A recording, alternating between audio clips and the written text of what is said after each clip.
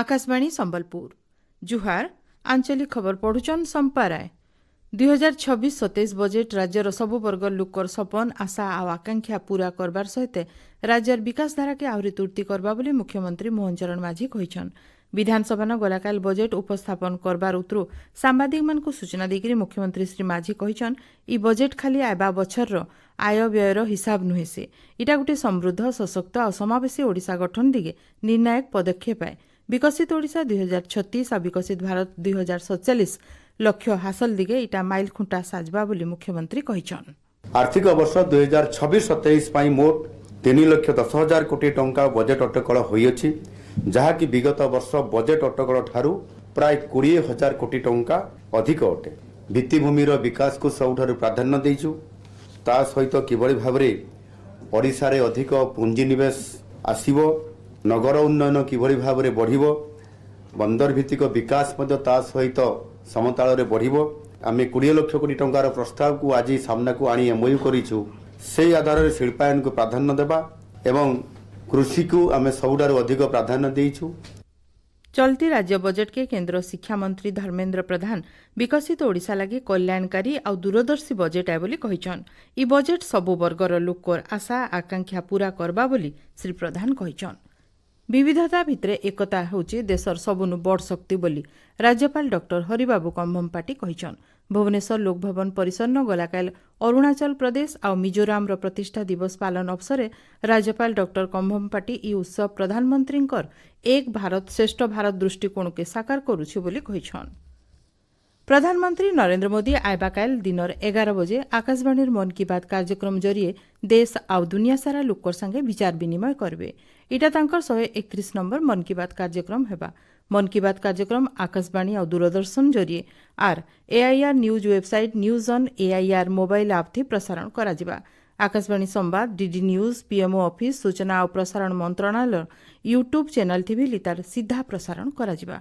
प्रधानमंत्री हिंदी अभिभाषण उतरु आंचलिक भाषा थी तार प्रसारण करा जिबा।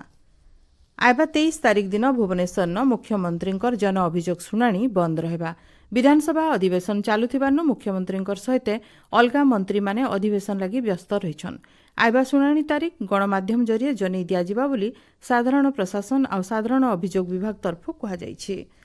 2026-27 शिक्षा बछरनु 4 बछरिया बीएड पाठ्यक्रम थी ना लेखाबार के प्रवेशिका परीक्षा लगी ऑनलाइन आवेदन प्रक्रिया जारी रही।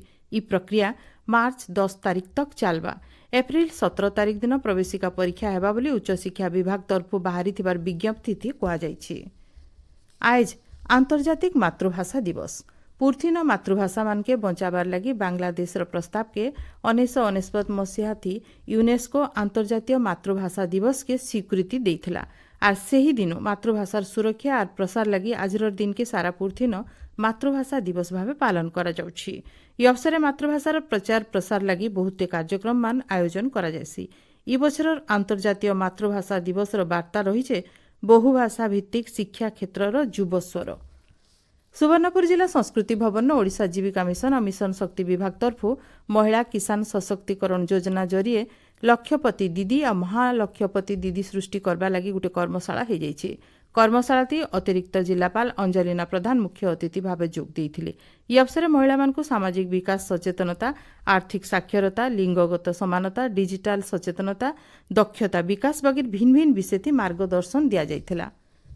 कलाहांडी जिलापाल कार्यालय परिसर गलाकाल जिला विपर्यय परिचालना प्राधिकरण तरफु ग्रीष्म मुकाबिला के नेगिरी गोटे प्रस्तुति बैठक हो जाइए।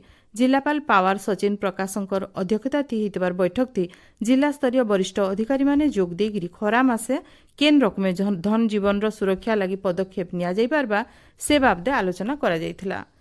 राज्यर बड़भागी जागान शीतर प्रभाव कमिछि। आबा 3-4 दिन भितरे तापमात्रा आहरी 2-3 डिग्री तक बढ़वा बोली भुवनेश्वर आंचलिक पाणीपाग विज्ञान केन्द्र तरफु अनुमान करा जाइछि। सियाडे भारत महासागर और तार पाखर दक्षिण पश्चिम बंगोपसागर न गुटे घूर्णिबलय सृष्टि होइछि। आइजिटा पश्चिम उत्तर पश्चिम दिग के बढ़िकरी श्रीलंका आड़के मुहाबा। आयबा 36 घंटा भितरे घूर्णिबलय लघुचाप थी बदलिबा बोली पाणीपाग केन्द्र तरफु कहा जाइछि। एचनिर आंचलिक खबर इन शेष है।